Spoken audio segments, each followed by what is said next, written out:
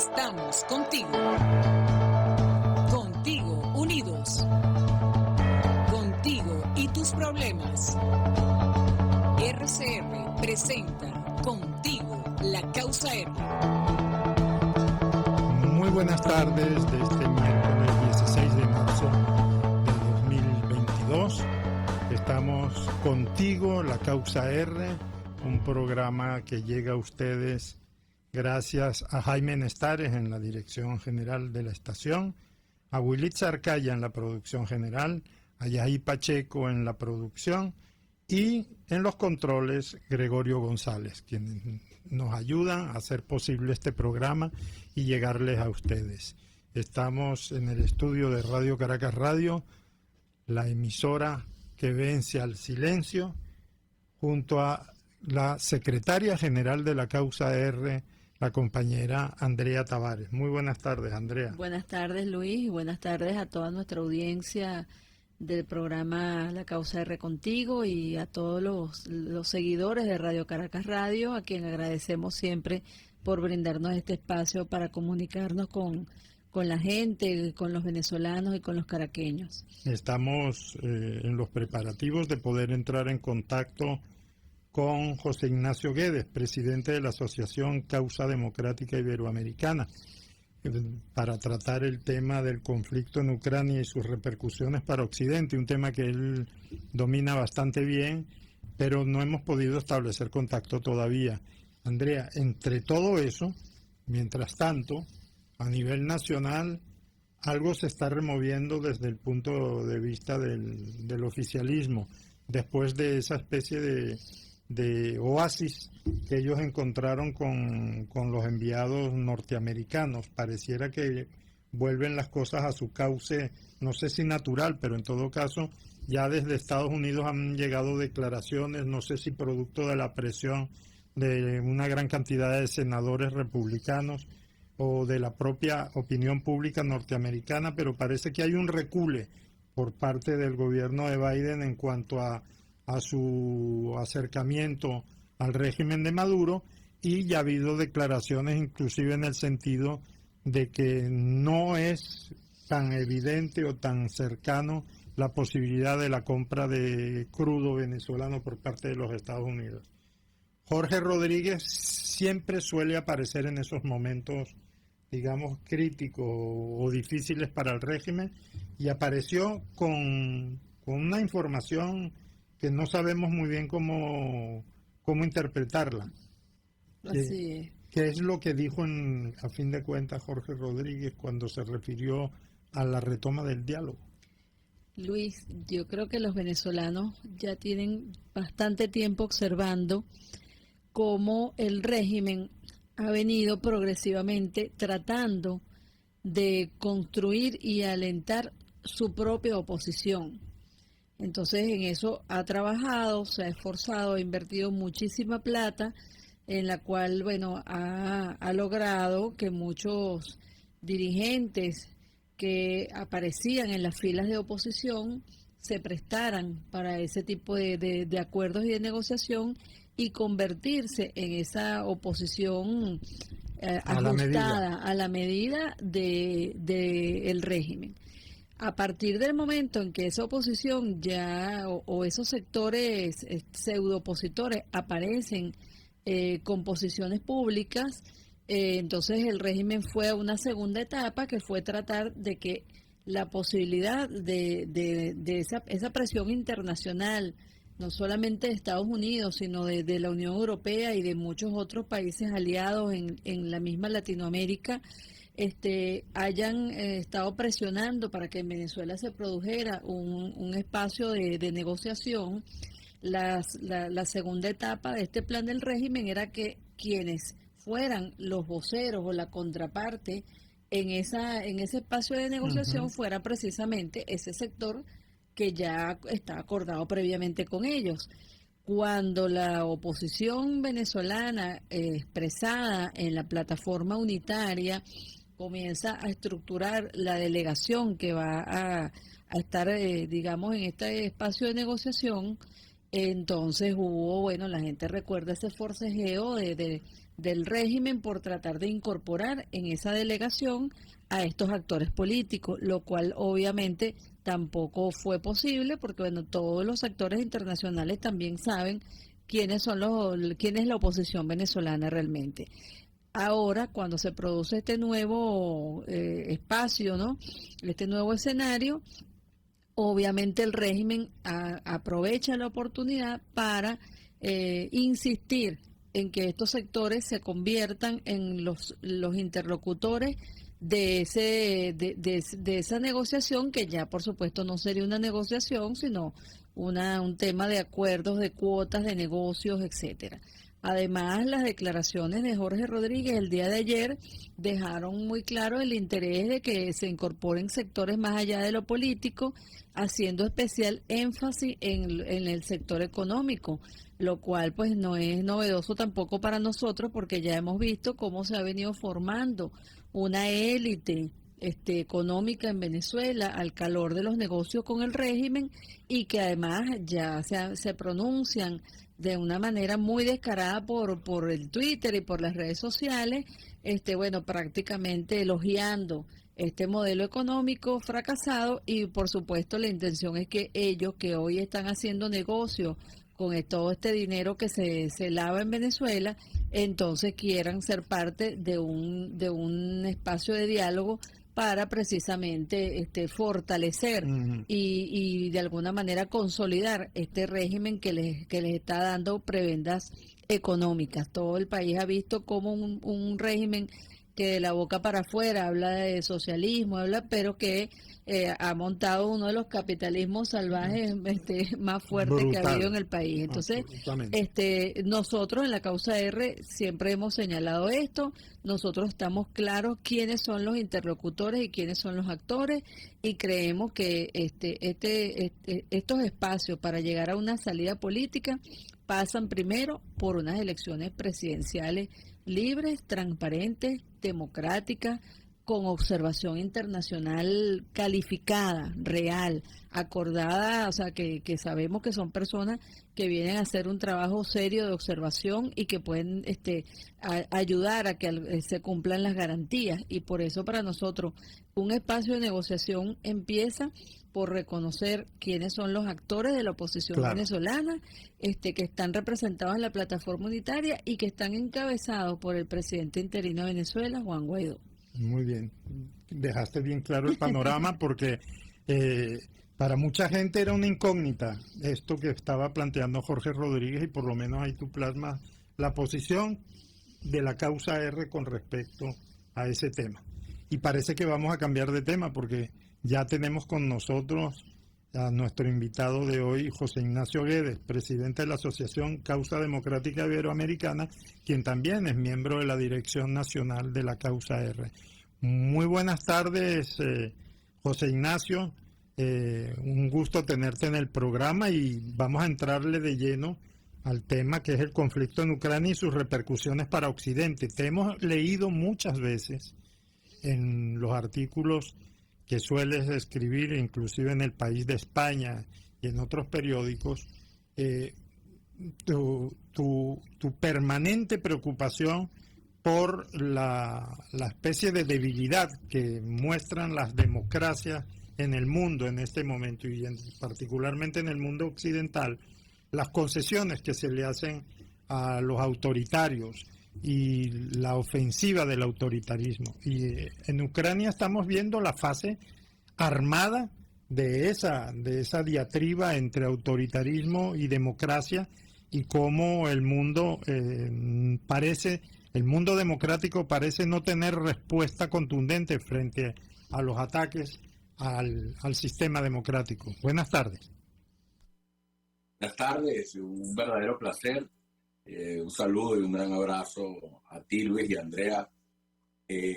Bueno, mira, lo que yo creo lo más importante es que la gente entienda es que antes del conflicto bélico, que quizás es lo novedoso, el hecho de que Rusia se haya atrevido a comenzar una guerra, antes de eso y durante mucho tiempo, desde la llegada de Putin al poder, que casualmente coincide con la llegada del chavismo al poder en Venezuela, son realmente morochos en su origen, esas dos tiranías. Bueno, antes de la invasión de Ucrania se daba lo que llaman los rusos, o lo que se llama la guerra no convencional. Rusia tiene 2 décadas minando las democracias occidentales desde adentro para dividirnos, para imponer, junto con China, ese nuevo modelo, ese nuevo paradigma de tiranías o autoritarismos fuertes, que lo que llaman algunos la batalla cultural, para que incluso dentro de las democracias liberales más fuertes de Europa e incluso dentro de Estados Unidos se comienza a dar una dinámica extremista, populista, y eso nos divide y nos separa. Y yo te puedo poner 2 ejemplos de los populismos de un lado y de otro. El populismo de izquierda del siglo XXI lo podemos ver en lo que llaman la cultura de la cancelación. Al final eso es una agenda antioccidental. ¿Por qué? Porque es la gente tumbando las estatuas de Colón, de Jefferson, de Churchill, las estatuas de las personas, de los personajes que hicieron nuestra historia. Es Occidente odiando a sí mismo, condenando su pasado y su historia. Y la verdad es que en esa historia de Occidente está la democracia liberal. En esa historia de Occidente están los derechos humanos universales, por ejemplo, y detrás de eso lo que hay es acomplejarnos con nuestra historia, pero también entonces desaparecer ese paradigma de democracias liberales, derechos humanos, legalidad, etcétera, etcétera. Y por lo tanto es una agenda que ya se sabe que está financiada por Rusia, que además es una gran industria en fake news, en hacker, en todo lo que es también el tema cibernético, que es la guerra esa no convencional que, repito, tiene más de 20 años dándose todos los días y donde Rusia la ha ganado. Veremos si ahora, pasando a la etapa bélica, cómo sale, pero al menos esta la ha ganado, y lo que uno aspira es que ahora despertemos y entendamos que esa guerra que estamos perdiendo, la cultural, la no convencional, y que tiene que ver entre democracia y tiranía, entre el paradigma de democracia liberal, de convivencia pacífica, o de este regreso de los tiranos, si logramos entonces reconciliarnos con los valores occidentales y liderar otra vez el mundo libre, en este caso quizás, y uno aspira con un rol más protagónico de Europa, pero donde también Latinoamérica se inserte. Pero no quiero dejar también de señalar lo que es un populismo antioccidental también del otro extremo ideológico, la derecha, porque hay populismo de lado y lado. La democracia al final es el centro, y desde los 2 extremos hay siempre una tensión para combatir esa regla de convivencia pacífica, de alternancia en el poder, de límites en el poder, de derechos civiles, universales, etcétera. Desde el populismo de derecha se puede señalar lo que es el antiglobalismo.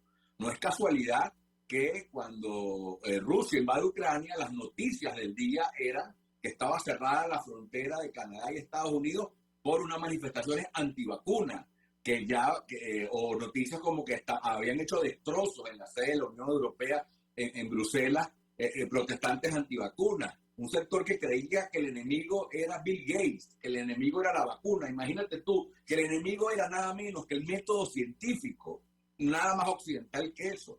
De hecho, la palabra antiglobalismo es antioccidental, porque nada es más globalista que el capitalismo, que el cristianismo incluso. O sea, Occidente es un concepto global, es un concepto paraguas.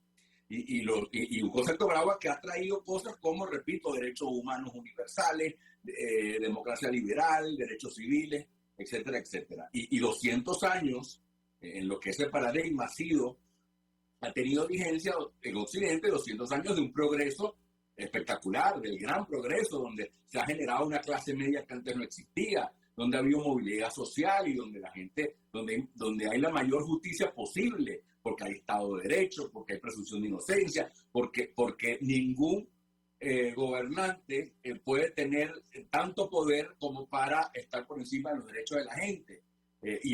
Al final de eso se trata la democracia.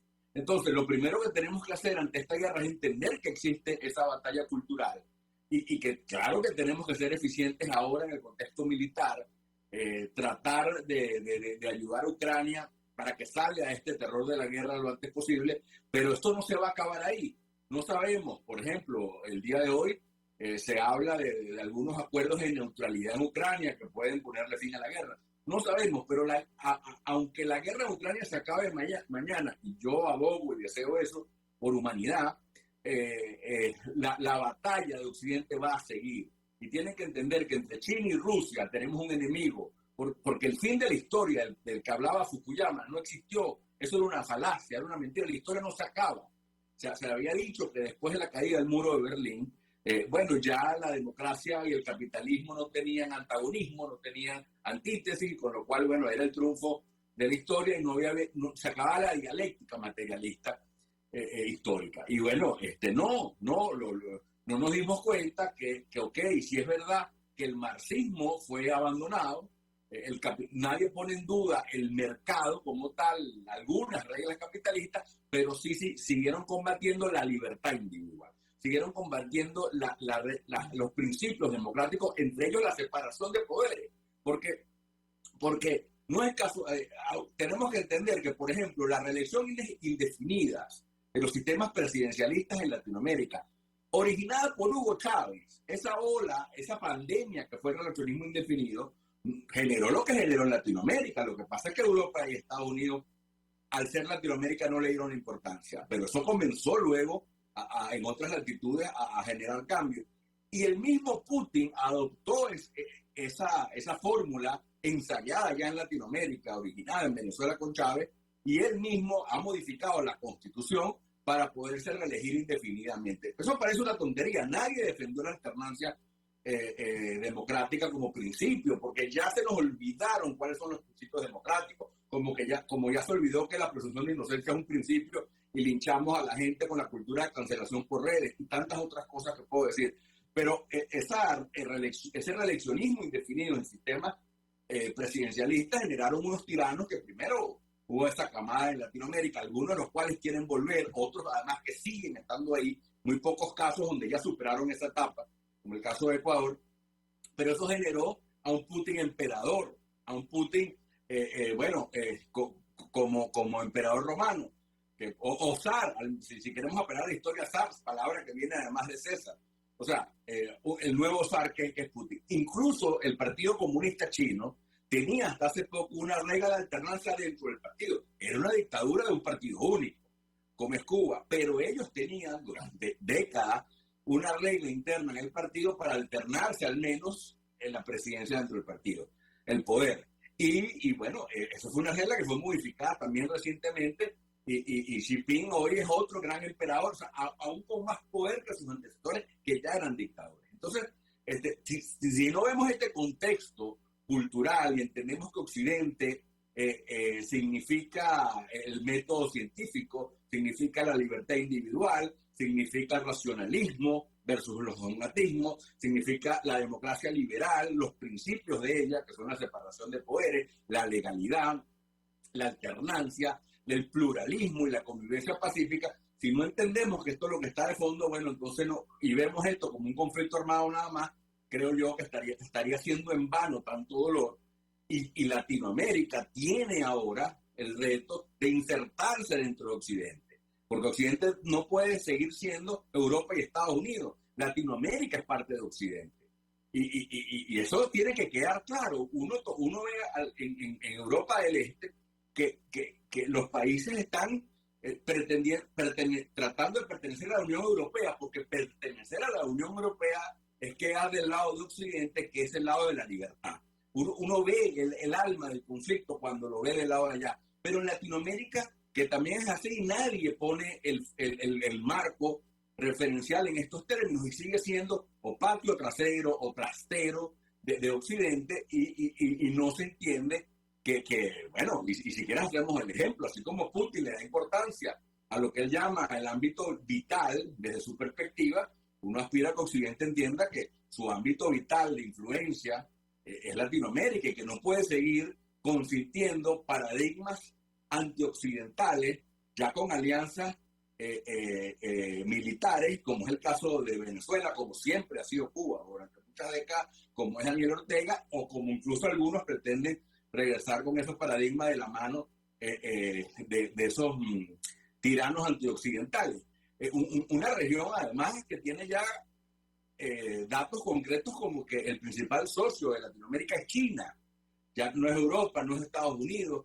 Entonces, hay una complejidad aquí detrás de esto, lo que llaman guerra no convencional, que yo creo que es importante entenderlo, donde lo urgente, claro que es la invasión en Ucrania, pero detrás de eso hay algo que no se va a acabar mañana ni este año, que tiene décadas desarrollándose y que tiene que ver con la dictadura venezolana. O sea, tiene que ver. O sea, Ucrania, lo que está pasando ahí, está dentro de un contexto donde se explica la pérdida de la democracia y la libertad de los venezolanos y, por lo tanto, solo insertándonos en este renacer de la historia, si queremos parafrasear a Fukuyama, que había habido un fin y que ahora renace, pero si queremos, si no nos insertamos aquí, entonces nos vamos a quedar abandonados por la historia, calándonos un tirano tropical, y yo creo que lo que tenemos más bien es una oportunidad de que Occidente, con este trauma, porque es un trauma, corrija, aprenda, se reencuentre en los valores democráticos, se fortalezca lo interno y en ese proceso Latinoamérica sea entonces un proyecto no acabado de Occidente que pueda llevar a desarrollar. Te voy a solicitar, José Ignacio, que quedes con nosotros mientras vamos a un corte y ya regresamos.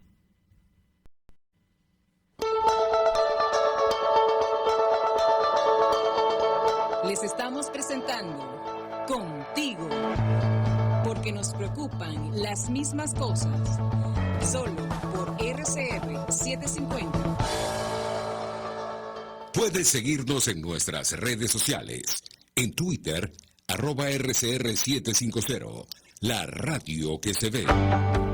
Cuando hablamos de Honda, hablamos de Distasin Motors, el concesionario Honda que pica adelante en precios, condiciones y servicio. Todo el personal de Distasin Motors, tanto técnico como de atención, está actualizado, capacitado y certificado permanentemente para atender correctamente tu vehículo. www.distasi-honda.com.be. Distasin Motors, tu concesionario Honda en Los Palos Grandes. Una ventana para las propuestas y denuncias de las comunidades populares de Venezuela. Evelyn Martínez y la Red de Ciudadanos llegan debatiendo problemas y promoviendo soluciones. Es el Radar de los Barrios. Por la autonomía de los movimientos sociales que no pueden ser complementos de partidos o gobiernos. El Radar de los Barrios, de lunes a viernes, a partir de las 10 de la mañana, por RCR 750 AM. En este espacio nos encargaremos de llegar al conocimiento mediante la observación de la posición de los astros y las características comunes de muchas personas con fechas de nacimiento. Esa energía también nos involucra a cada uno de los signos. Guía astrológica. Descubra la relación de los astros con los rasgos de la personalidad, con los sucesos importantes de su vida y con sus características físicas. También van a buscar nuevas formas de crecer, contactarse con el arte, con la belleza. Guía astrológica, todos los sábados, a partir de las 3 de la tarde, por RCR 750 AM.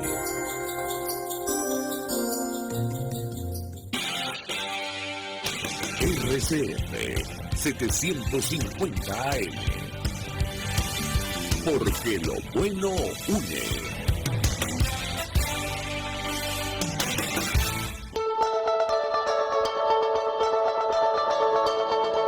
Les estamos presentando Contigo, porque nos preocupan las mismas cosas, solo por RCR 750.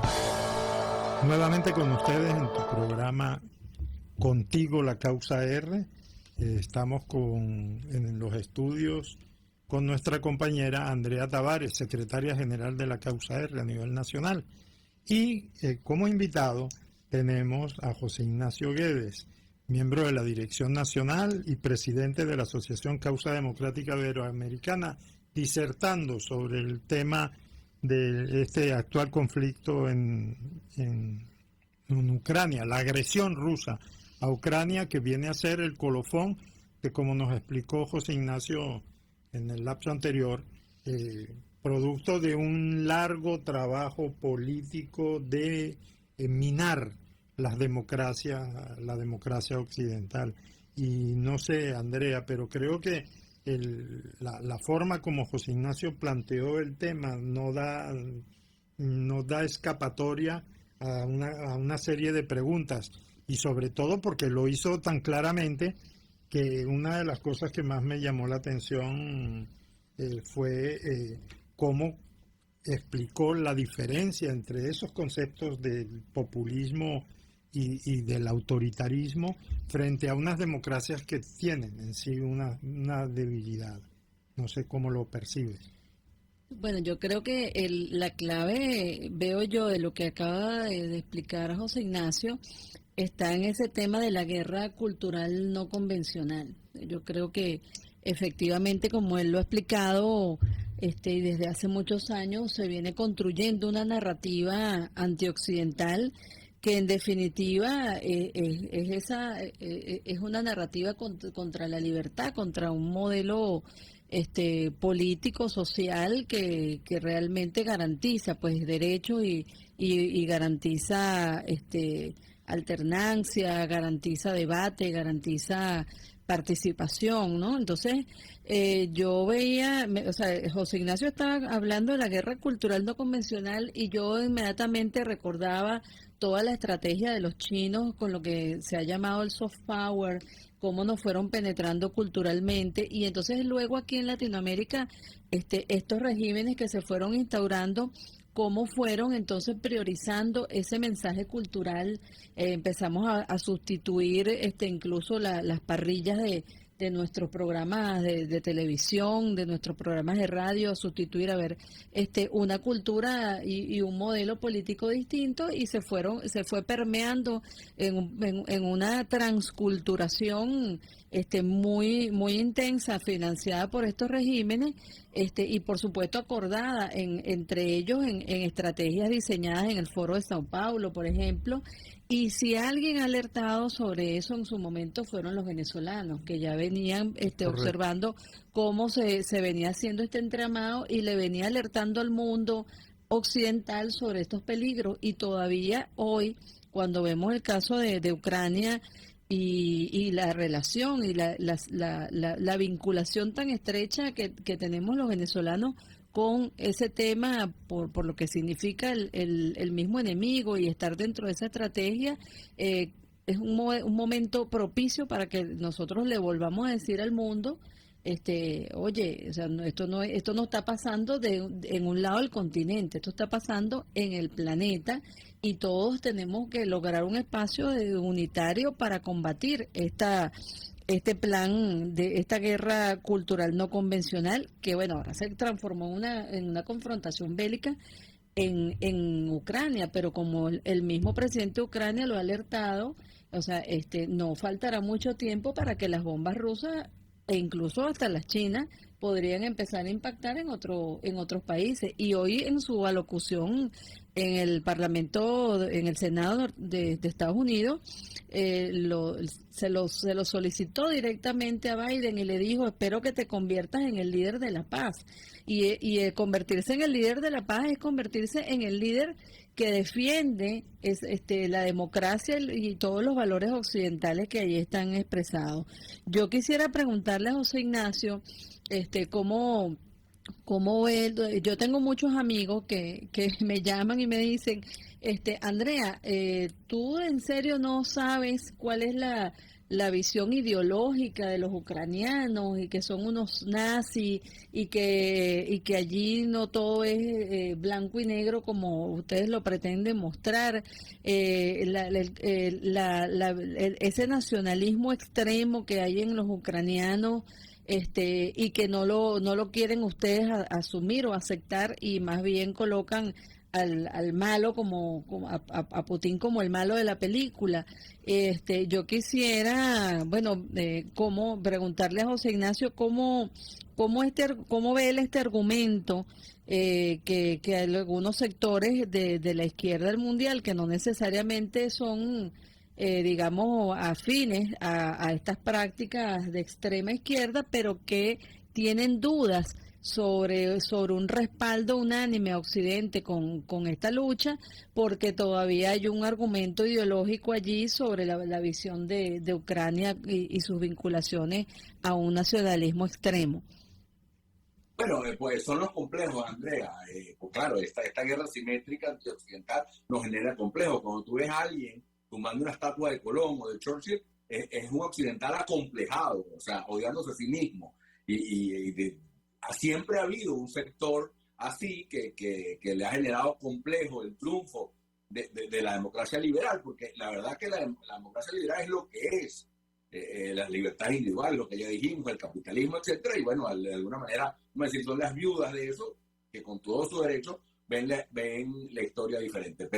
Pero alguien que te diga que es nazi Zelensky, te tendrá que definir a Putin de alguna manera, ¿no? Porque yo quiero, o a Stalin, o lo que fue el comunismo en China, lo que fue el comunismo, o sea, eso no les parece nazi, eso no les parece fascista, eso, ya ahí no hay cómo hablar con alguien así. O sea, lo que está, Putin es lo que es. Yo quisiera que te definan a Putin.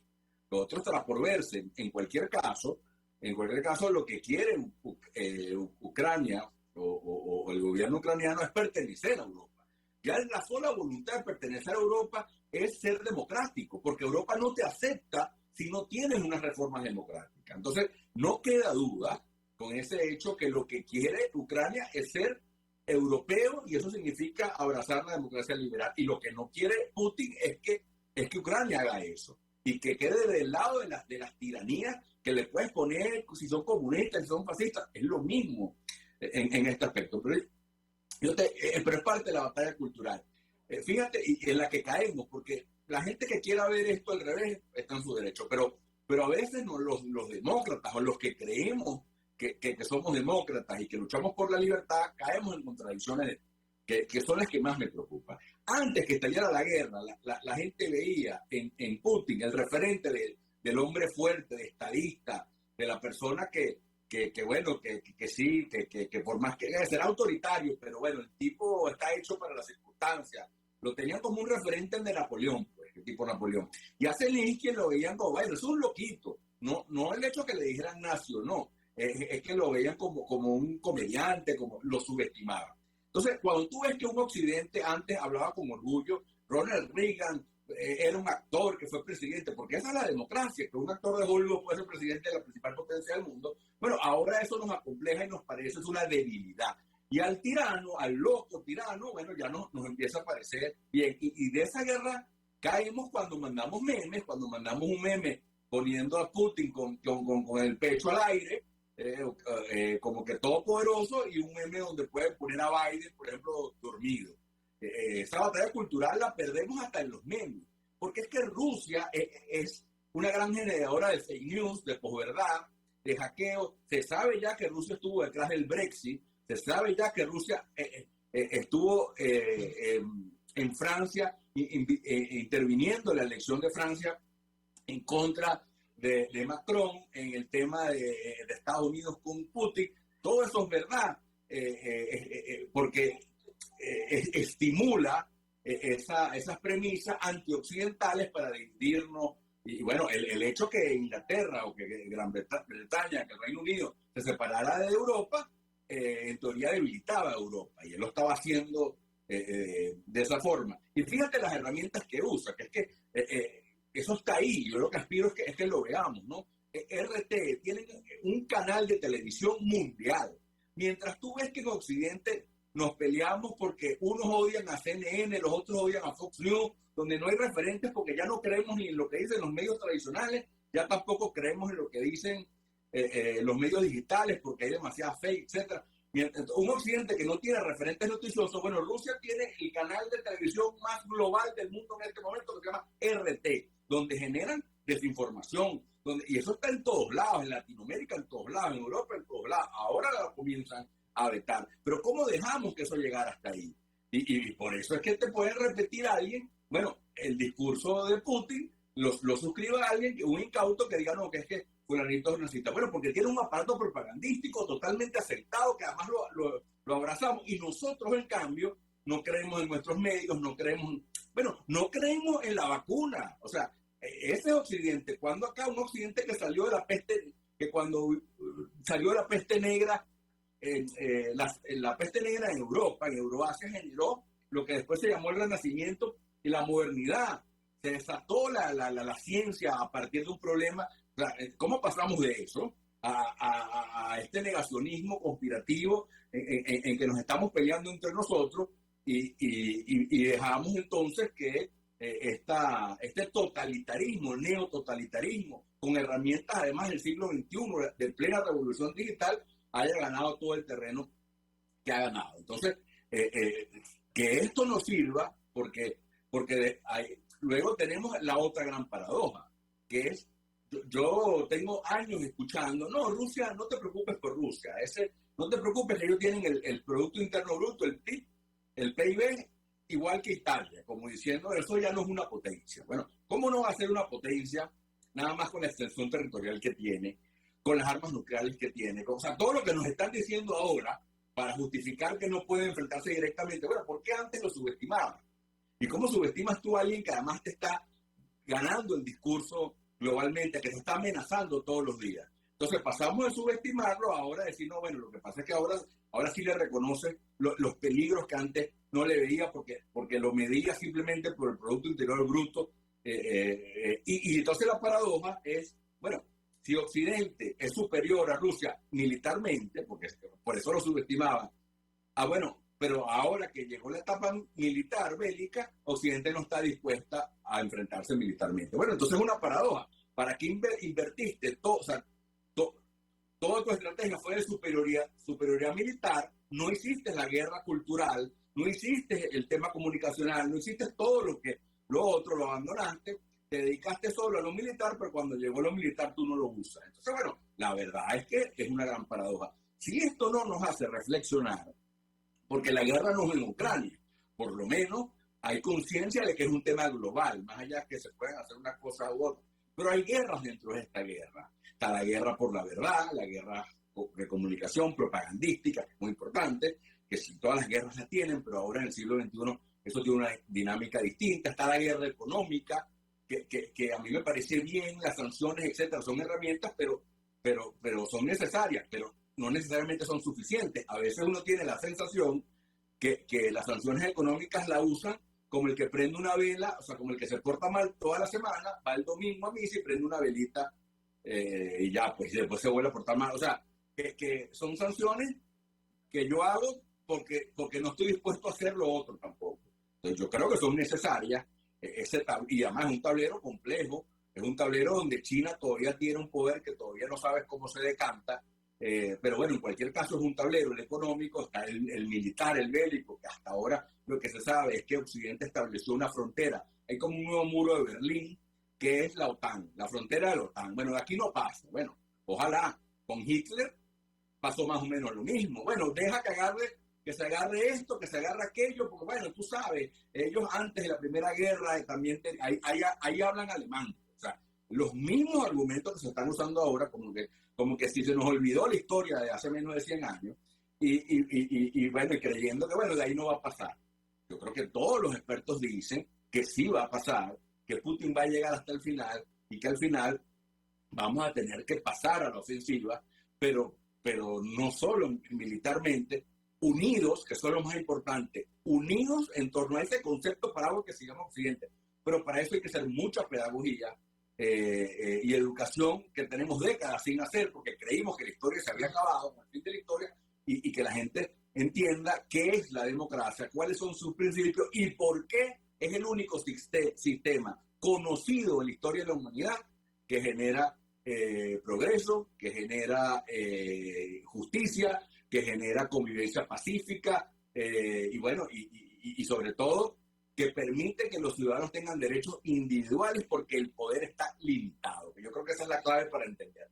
Todo el poder Montesquieu, el poder corrompe, el poder absoluto corrompe absolutamente. Y no solo va a aplastar y oprimir su propio pueblo, sino que eventualmente lo va a hacer con los pueblos vecinos. Eso es lo que estamos viendo. Poder es absoluto.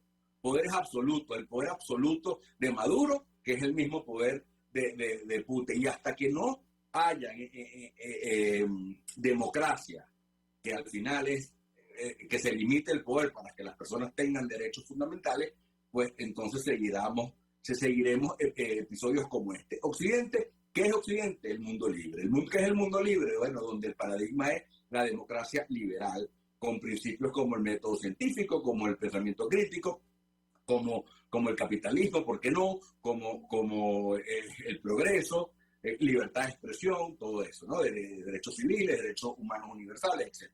Y termino diciendo, bueno, sí, pero Latinoamérica tiene que buscar la forma de que no haya duda que es parte de Occidente y exigir que en este tablero global que existe, que es el mismo, lo que está pasando en Ucrania es exactamente el mismo conflicto que está sucediendo en Venezuela. Entonces, exigir en este replanteamiento histórico que Occidente, el primer mundo occidental, le hace Europa y Estados Unidos, donde hay democracias consolidadas, bueno, puedan echarle una mano a Latinoamérica para que consoliden sus sistemas liberales. Vamos a ir a un corte ahora, José Ignacio, y sí me gustaría profundizar en el tema latinoamericano y el porvenir de Latinoamérica en este momento. Cuando regresemos de estos comerciales, hablamos.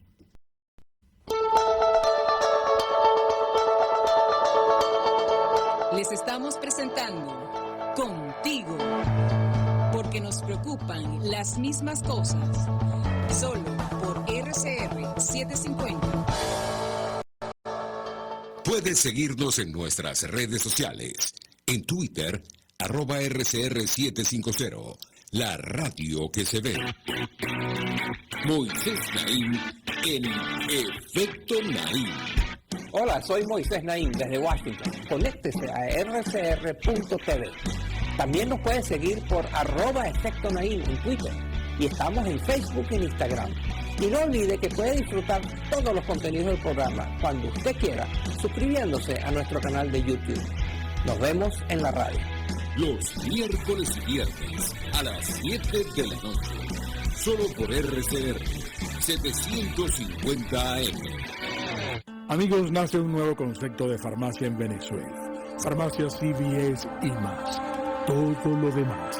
En Farmacia CVS, en español CVS, lo consigues todo en un solo lugar. Salud, belleza, hogar y comida. Un nuevo concepto en todo para un nuevo concepto de vida. Farmacia CVS y más está en el CCCT nivel C1, frente a Beco y al lado del Banco Mercantil.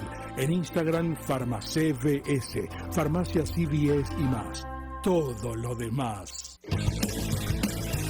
Un espacio que analiza y debate la coyuntura política, económica y social de nuestro país. Acompañe cada mañana a la periodista María Alejandra Trujillo en Palabras Más, Palabras Más, Palabras Menos. Palabras Más, Palabras Menos. Informes, entrevistas, análisis y discusiones sobre los temas de actualidad. Es lo que más se puede dar, es lo de siempre. Palabras Más, Palabras Menos. De lunes a viernes, de 7 a 8 de la mañana, por RCR 750 AM.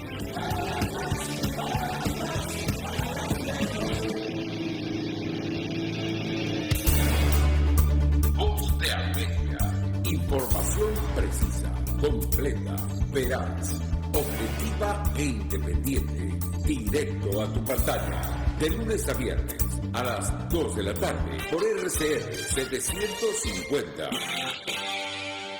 RCR 750 AM.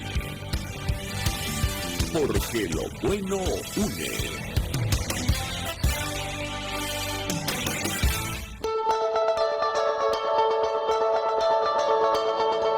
Les estamos presentando Contigo. porque nos preocupan las mismas cosas. Solo por RCR 750. Nuevamente con ustedes en tu programa La Causa R Contigo. Estamos con José Ignacio Guedes como invitado, atendiendo el tema de las repercusiones para Occidente de lo que está sucediendo en Ucrania.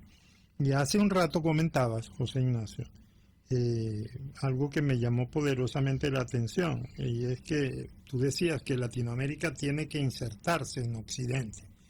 Claro, suena como a perogrullo decir, bueno, pero es que Latinoamérica está en Occidente, claro, desde el punto de vista del mapa referencial y desde el punto de vista geográfico, pero dabas otro dato que era bien importante. El principal socio comercial de América Latina en este momento es China. Y también nos has puesto en el marco de tu tesis el hecho de que Rusia lleva más de 20 años trabajando el tema de la propaganda, el tema del discurso antioccidental. ¿Cómo piensas tú que puede insertarse América Latina en Occidente a pesar de esos complejos y a pesar de todo esto, tal como se encuentra ahora el ambiente latinoamericano, con un retorno aparente de las izquierdas en el poder en muchos de los países en las últimas elecciones? ¿Cómo ves tú esa inserción de Latinoamérica en Occidente? ¿Pueden ayudar países de Occidente como Europa en general, la Unión Europea? ¿Puede ayudar a Estados Unidos en esa tarea? Pero lo que pasa es que no nos podemos ahorrar el debate de si Latinoamérica es Occidente, o en todo caso cómo se relaciona como Occidente, o qué rol dentro de Occidente juega. Ahora, yo lamento tener que ir a cosas, no sé, tan primitivas, pero es que yo creo que ahí parte todo lo demás, los problemas. Fíjate, Cuba, por ejemplo, o sea, Europa ha visto que en Cuba hay democracia, o no le importa qué tipo de democracia hay. Yo sí creo que los complejos de Occidente incluyen a Latinoamérica. O sea, Latinoamérica es como un complejo de Occidente, es parte del complejo, y en estas nuevas dinámicas de las nuevas generaciones, con el tema cultural de la cancelación, fíjate que hay un renacimiento de la hispanofobia, AMLO, el mismo Maduro, cómo empiezan a desdeñar incluso hasta de los libertadores, porque los libertadores latinoamericanos, o sea, los que crearon la República Latinoamericana, son españoles, en definitiva. Imagínense, remontan a la América precolombina, porque justamente saben que la democracia liberal, esos principios que son los que impedirían que ellos se entronicen en el poder y lo ejerzan de forma ilimitada, vienen de esa cultura occidental, bueno, que la heredamos, como haya sido el proceso histórico, pero que la heredamos, y que al final todos nosotros somos occidentales que aspiramos a tener la misma democracia que tienen en Europa, por ejemplo, y por eso los éxodos migratorios a Estados Unidos, etcétera. Pero eso no lo tiene claro, ¿no? Y más bien ven complejo la leyenda negra, los complejos de la conquista. Estados Unidos tiene sus propios complejos, con periodos donde quizás su política hacia Latinoamérica fue lo que fue, y pues entonces lo van dejando ahí como, yo no sé si como Frankenstein, que es un invento donde varias partes humanas crearon un monstruo, bueno, y al final el creador se sintió mal y abandonó al monstruo. O sea, yo no sé qué somos, no sé si lo podemos hablar como parricidio, porque también está el tema de que por años el populismo latinoamericano ha sido también antioccidental. Pero por lo menos tenía un nacionalismo en los héroes de la patria que ya ni siquiera existe. Eso, el discurso nuevo, el nuevo discurso antioccidental de AMLO, no reivindica ni siquiera a Martí, a Bolívar, no. Ya es el indigenismo directamente. Y nada de eso es casualidad. Esa es la agenda antioccidental. Esa es la agenda que quiere eliminar el paradigma de la democracia liberal para hacer potable el paradigma de los tiranos fuertes que gobiernan sin límite, los Maduros, los Chávez, los Putin, los Fidel Castro antes. Entonces, yo sí creo que no podemos ahorrarnos el debate o dar por sentado que somos Occidente. En cualquier caso, hay un tercer mundo occidental, eso es lo que somos, ¿verdad? La diferencia más objetiva que puede haber es que somos todos, no sé si tercer mundo todavía es un término que se usa, pero bueno, obviamente hay un primer mundo occidental, y fíjate que ahora cuando hablan de Occidente se refieren a Estados Unidos y a Europa, la OTAN es eso nada más. Y entonces los debates que uno está viendo en Europa del Este, que es la de, bueno, yo quiero pertenecer a Europa, quiero pertenecer a la OTAN, no los ven en Latinoamérica. O sea, en Latinoamérica ni siquiera está ese debate. Yo me hago preguntas muy concretas.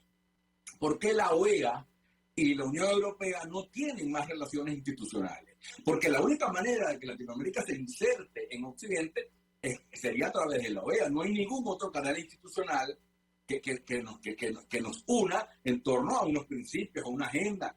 Ni te hablo ya de lo económico, donde te digo que fuimos abandonados, o sea, estamos a merced de China en lo económico, pero por lo menos en lo cultural. Entonces hay mucho que hacer en cuanto a eso. Hay deudas no pagadas, como el tema de que Europa todavía, tú en cualquier universidad europea, si tú dices que Fidel Castro es un tirano, bueno, te sacan a patadas. Entonces, claro que eso eso no se ha resuelto. Y lo que más me preocupa es que no importa resolverse, que quedemos con un problema no resuelto, como ese monstruo de Frankenstein inacabado, pero a nuestra suerte.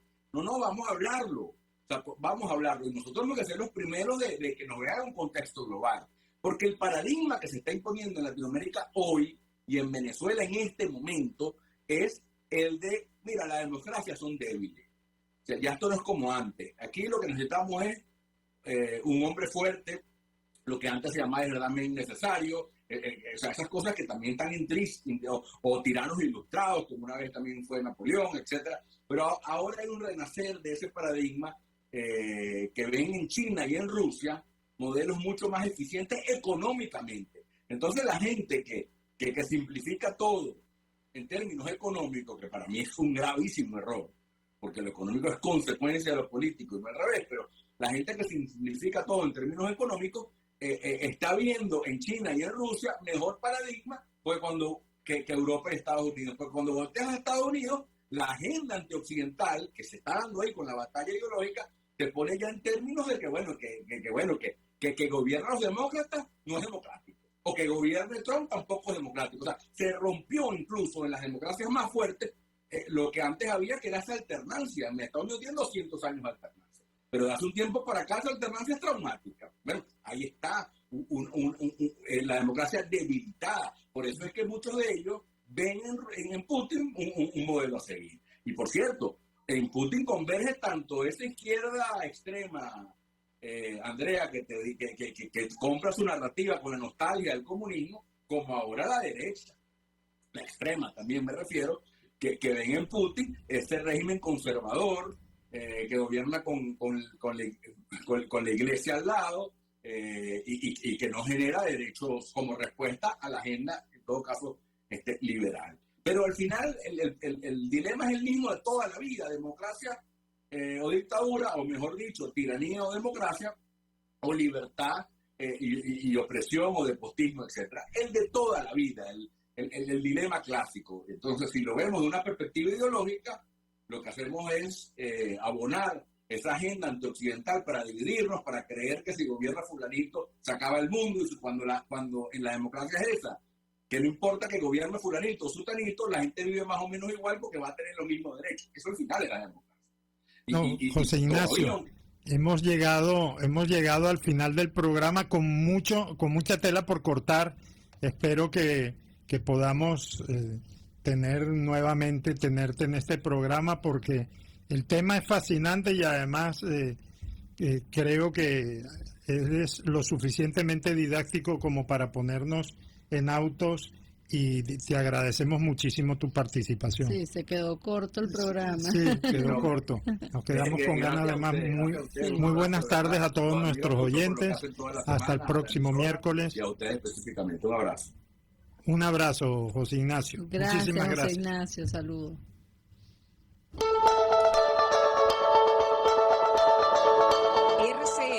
presentó Contigo, donde la pluralidad del pensamiento confluye, solo por RCR 750.